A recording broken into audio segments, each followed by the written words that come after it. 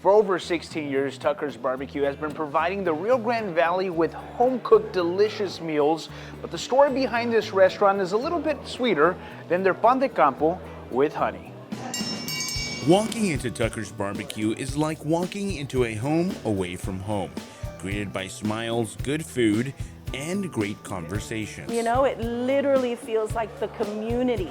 And so this is a great representation of Willacy County, where everyone comes together, they eat together, they know one another, they ask about their kids, you know, their moms, their dads. And it's no surprise that Cecilia is not Tucker.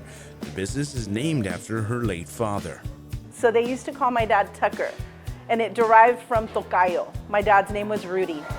Tucker was a proud Rio Grande Valley native. He used to say, where else can you fish in the morning and hunt in the afternoon? He'd say nowhere but in South Texas.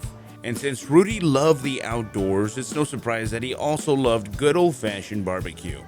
That was and has always been part of the family tradition, firing up the grill and gathering around the pit every chance they had.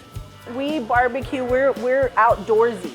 And so we constantly barbecue. We'll have get-togethers and we barbecue, and we did it our whole lives. And it's that experience that is brought to every plate, with Cecilia's brother as the pitmaster cooking the smoked barbecue with his recipe, made daily until it's gone. We make our brisket is a recipe it's my brother's recipe.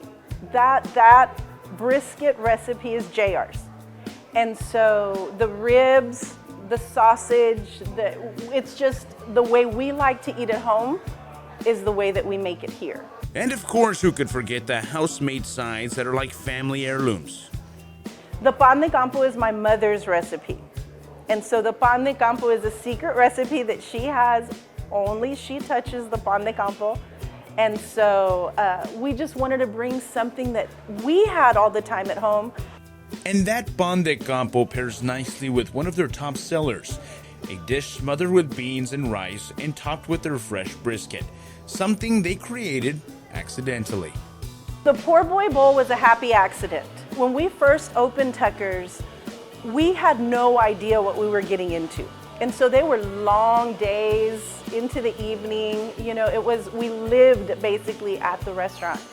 And so one day, we just had a little bit of rice and beans and brisket left over, and we threw it into a bowl, and the Poor Boy Bowl was born. And it's just so good. We call it our little bowl of comfort.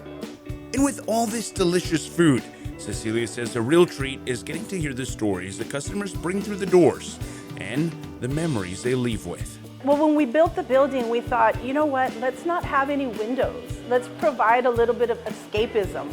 Like when you walk in, we want you to feel like you walked into just a different kind of world. And we wanted to spotlight South Texas and Willacy County, especially. Because at the end of the day, although this is a restaurant, it is a home to Cecilia where she gets to see her dad on everything around her.